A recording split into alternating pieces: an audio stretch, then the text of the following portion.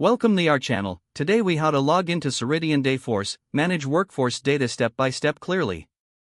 Open your preferred web browser. In the address bar, type in the URL for Ceridian Dayforce. Press the Enter key to navigate to the login page. You will see fields for your username and password. Enter your username in the designated field. Next, input your password in the password field. Ensure there are no spelling errors in your username or password. If your organization requires it, complete any additional security measures, such as two-factor authentication. Once all information is correctly entered, locate the Login button on the screen. Click on the Login button. Wait for the system to process your information.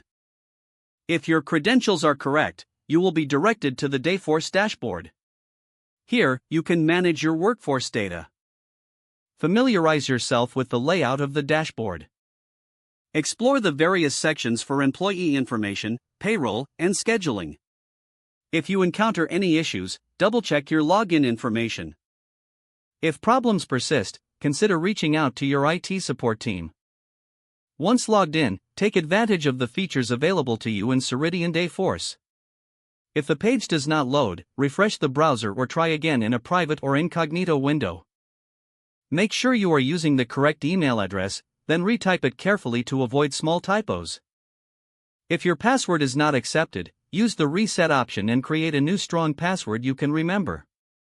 Check your spam folder for verification or security emails, then complete any requested confirmation step. Enable two-factor authentication if available to improve account security and reduce unauthorized access risk. After signing in, review your profile details so your contact information and settings are accurate and current.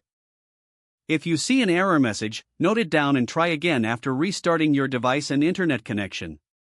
Log out when you finish, especially on shared devices, to keep your account and payment information secure. If the page does not load, refresh the browser or try again in a private or incognito window.